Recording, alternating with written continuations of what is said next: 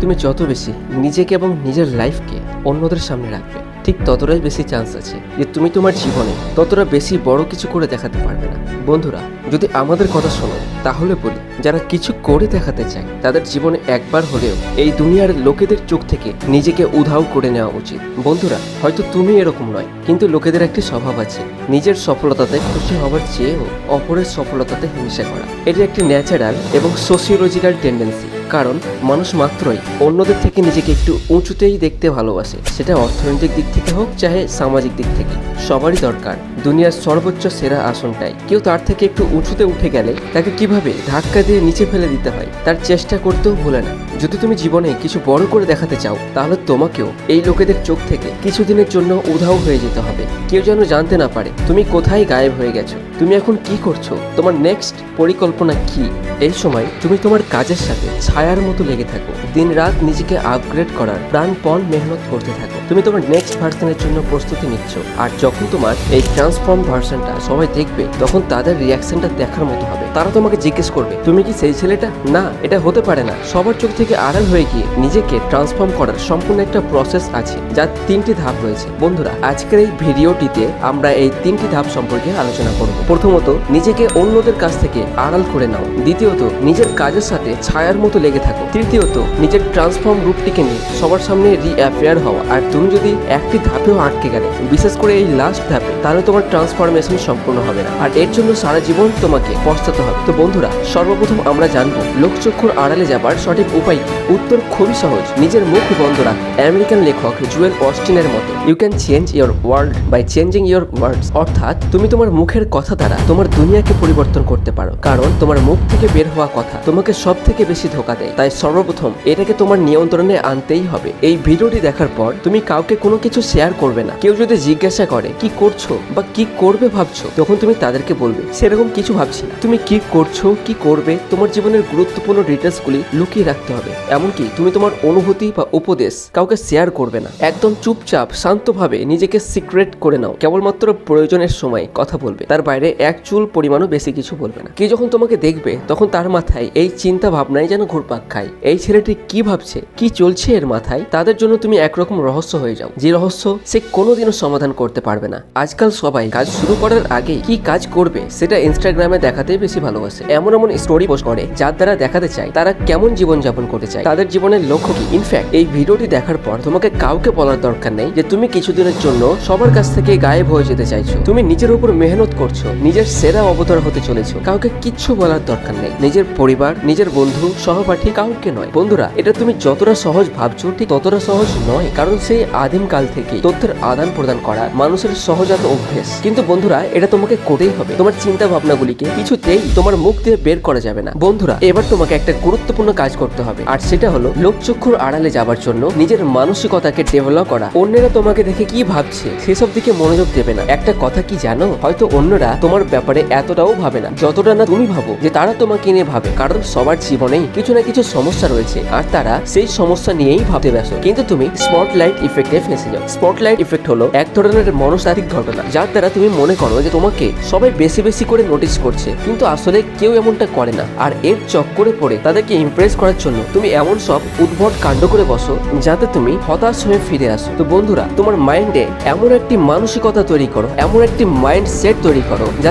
তোমার খুব কেয়ার করবে, যেটা সেলফিশ হবে না, যেটা অন্যদের হিংসা করবে না, শুধুমাত্র তোমাকে অন্যদের তুলনায় বেশি ভালোবাসবে, একটু বেশি গুরুত্ব দেবে, নিজের সুখ দুঃখের কথা, নিজের চাহিদা, নিজের স্বপ্ন এগুলোর ব্যাপারে চিন্তা ভাবনা করবে। বন্ধুরা, এটি একটি খুবই মুশকিল সিদ্ধান্ত হতে যাচ্ছে। তোমাকে হয়তো কারো কারো সাথে কানেকশন কাটতেও হতে পারে, কিছু লোককে নিজের থেকে দূরে সরিয়েও রাখতে হতে পারে, কিন্তু এটা পুরো প্রসেসেরই একটি অংশ মাত্র। অন্যের হাতের কাঠপুতুল হওয়া থেকে নিজেকে বাঁচাতে হবে। জীবনকে নিজের কন্ট্রোলে রাখার জন্য এই সিদ্ধান্তটি তোমাকে নিতেই হবে। তোমাকে তোমার দুঃখ, জ্বালা, যন্ত্রণা, অক্লান্ত পরিশ্রম সমস্ত কিছুই লোকেদের থেকে লুকিয়ে রাখতে হবে। অন্যদেরকে যদি কিছু দেখাতেই হয় তাহলে সেটা হবে তোমার সাকসেস, তোমার গ্রোথ। তোমার জীবনের কি জার্নি ছিল, তুমি তোমার এই জার্নিতে কতটা মাথার ঘাম পায়ে ফেলে কাজ করেছো, তোমার কি পরিকল্পনা ছিল, তোমার কি কি চিন্তা ভাবনা ছিল, এই সমস্ত কিছুর গুরুত্ব মানুষ ঠিক তখনই বোঝে যখন তুমি এই রাস্তায় চলে সত্যিকার অর্থে তুমি একটি বড় কিছু হাসিল করেছো। বন্ধুরা, মনে রাখবে অন্যরা তোমার সাকসেস দেখে তোমাকে সম্মান দেবে, তোমার অক্লান্ত পরিশ্রম দেখে নয়, কারণ পরিশ্রম তো সবাই করে আর দুঃখ তো সবার জীবনেই কম বেশি আছে। থমাস থমাস এডিসন যখন বাল্ব আবিষ্কার করেন তখন তার আগে তিনি বহুবার ব্যর্থ হয়েছেন, কিন্তু মানুষজন তাকে তার এই ব্যর্থ হবার জন্য জানে না, শুধুমাত্র তার সফলতার জন্যই মনে রেখেছে। তুমি তোমার পরিকল্পনাগুলোকে নিজের মধ্যে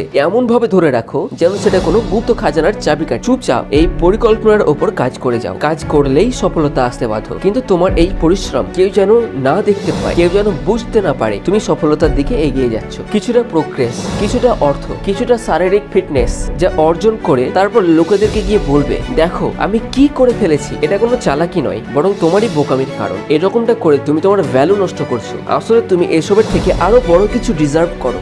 ঘোষ মোড বলো অথবা মঙ্ক মোড বলো, যেখানে তুমি সারা দুনিয়া থেকে লুকিয়ে মেহনত করছো। এটা খুব সহজ হবে না। তুমি শারীরিকভাবে ভেঙে পড়বে, মানসিকভাবে হতাশ হবে, তোমার খুবই পরিশ্রম হবে এবং অনেক সময় তুমি ব্যর্থতা না সামাল দিতে পেরে কেঁদেও ফেলবে। কিন্তু কাউকে কিছু জানানোর কোনো প্রয়োজন নেই যে দেখো তুমি কতটা মেহনত করেছো, কারণ তোমার কোনো প্রয়োজন নেই লোকেরা তোমার উপর দয়া করুক, তোমাকে দেখে মায়া করুক, তোমার উপর সহানুভূতি অনুভব করুক। তাদেরকে তোমার ব্যর্থতা দেখাবে না, তাদেরকে তুমি তোমার সফলতা দিয়ে চমক দেখাও।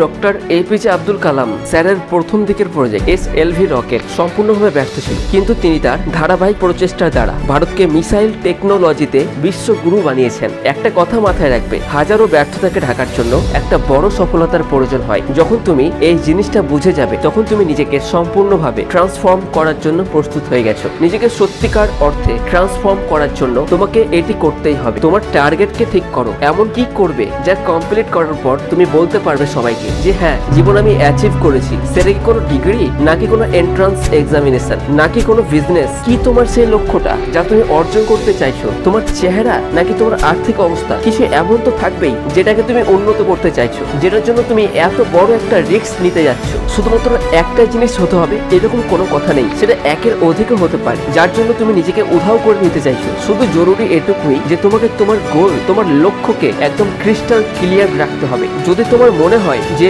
না তুমি তোমার লক্ষ্য থেকে বিচ্যুত হয়ে যাচ্ছ, তাহলে তুমি চাইলে তোমার লক্ষ্যকে কোথাও লিখে রাখতে পারো, সেটাকে বারবার স্মরণ করার জন্য দেওয়ালে ঝুলিয়ে রাখতে পারো। তবে হ্যাঁ এমন জায়গায় রাখবে যেন শুধুমাত্র তুমিই সেটা দেখতে পাও, অন্য কেউ না দেখে। বন্ধুরা শুধু এইটুকু করলে হবে না, তার সাথে তোমাকে এটাও করতে হবে, তুমি যে তোমার টার্গেট সেট করেছো তারই আশেপাশে তোমার জীবন যাপন করতে হবে। যদি তুমি তোমার জীবনের অ্যাবসলিউট বিজয়ী হতে চাও তাহলে তোমার জীবনের প্রত্যেকটা ঘন্টা, প্রত্যেকটা মিনিট তোমার ওই সমস্ত গোলগুলিকে অ্যাচিভ করার জন্য সেট হতে হবে। তুমি তোমার এই গোলের মধ্যে এতটাই ডুবে যাও যেন অন্য কিছু তুমি দেখতে না পাও। কোনো বন্ধু নয়, কোনো সোশ্যাল মিডিয়া নয়, বেকার বসে থাকা নয়, গেম খেলে সময় নষ্ট নয়। তুমি একটু ভেবে দেখো, একটা ফাইটার যে দিনের 14 ঘন্টা প্র্যাকটিস করে, 8 ঘন্টা ঘুমোয় আর বেঁচে থাকা 2 ঘন্টা নিজের জীবনকে উপভোগ করে। অন্যদিকে আরেকজন ফাইটার যে 8 ঘন্টার প্র্যাকটিস করে, 8 ঘন্টা ঘুমোয় আর বাকি 8 ঘন্টা নিজের জীবনকে উপভোগ করে। এখন তুমি বলো এদের দুজনের মধ্যে যদি ফাইটিং শুরু করানো হয় তাহলে কার জেতার সম্ভাবনা সবচেয়ে বেশি? খুবই সহজ, প্রথম ফাইটারের সামনে দ্বিতীয় ফাইটারের টেকার কোনো চান্সই নেই, কারণ তার ইনপুট এতটা বেশি হওয়ার জন্য